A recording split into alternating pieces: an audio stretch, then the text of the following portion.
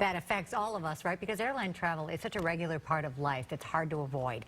There are a lot of potential issues to consider, though. One of the top issues on everyone's mind right now is the continuing fallout from the Boeing groundings. Yeah, we're talking about Boeing with author and aviation journalist Seth Kaplan. He's also got a few travel tips and advice on how to get the best deal on flights. Seth, welcome. Good to be here, Steve and Dina. Yeah. You just heard the story that American is retiring its workhorse, the MD-80. This comes as we get word that one of the most modern aircraft, the Boeing MAX 8, is going to stay grounded out of service through the holiday season. Is that going to affect travel? Is there a plane shortage out there? Growing plane shortage, Steve. And what's interesting here is that even as the chaos of that initial grounding has worn off, the overall impact is bigger because, you know, the impact now isn't just those 400 or so Maxes that were grounded back in March around the world.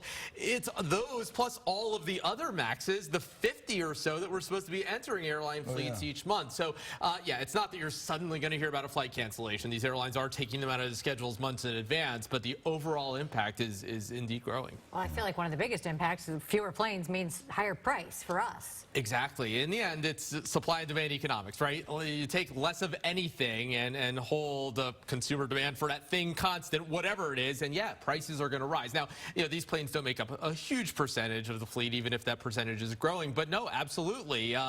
You know, with very full flights to begin with these days, as everybody knows who flies, yeah, if anything, we're probably paying a few dollars more than we would be if the MAX weren't grounded. I want to ask you if you agree with my philosophy about travel. I love travel, but I hate getting on planes. But my philosophy is just have the lowest expectations, expect the worst, and if things work out, you're going to be happy. Yeah, and it's funny, some of these airlines, the ultra low-cost airlines, as they call themselves, the Spirit and those, have really made a living on this, and it's true in some ways. You know, when you get on one of those airlines, if something goes wrong, you think, well, I only paid, you know, 49 bucks, and if something goes right, you're kind of pleasantly surprised, whereas if you paid a lot more, that's when you're really disappointed. However, I feel like now these so-called cheap airlines, all of a sudden you start adding in the baggage fees. I mean, you have to pay for everything. They nickel and dime you to death. That if you analyze the cost, maybe it would be the same as a regular airline. It really takes more work now than it used to. Even as recently as 10 or 15 years ago, you know, you could have jumped on one of Expedia or one of its competitors' websites and, you know, what's the cheapest airline ticket? And the answer now really depends on who you are. Are you a heavy packer or not? And with those airlines especially, the game has changed some more because now that they charge for carry-on bags, what a lot of people don't realize is that you might pay more carrying on a bag than checking it because a checked bag can be twice the size of a carry-on.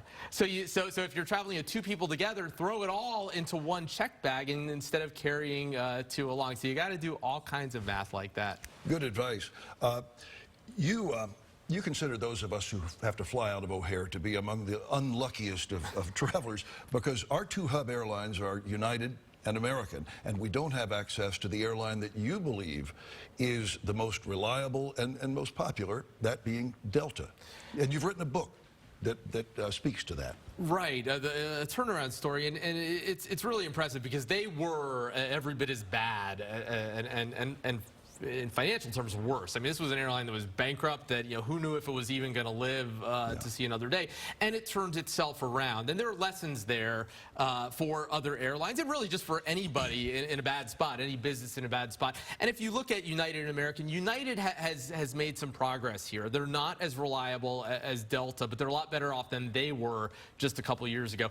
American very clearly still struggling through the MAX issues that we talked about, but also labor issues and other things that are just keeping it a rather unreliable airline. Southwest, by the way, down at Midway, not having its best days right now operationally either. It's become kind of a mess for an airline that had a long history of doing things well. All right, I want to talk about how to get the best fare because my mom swears you only book on Tuesdays. I feel like, is that a wives' tale? What are the best times? How do you get the best deal? Look, it has more to do with sort of broadly speaking how long before you travel. There's some of that still where people, you know, you wake up, on a Tuesday morning, and people who had held their flights, and then the American long did the 24-hour hold, and all airlines now allow you to cancel.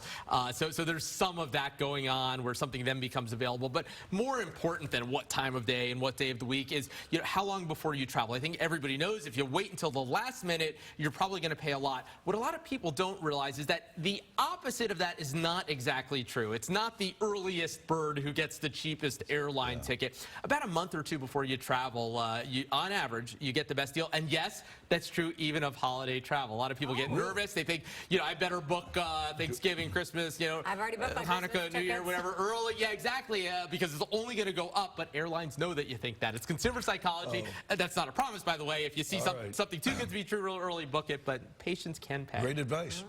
That is great advice. Yeah, thank you very much, Seth.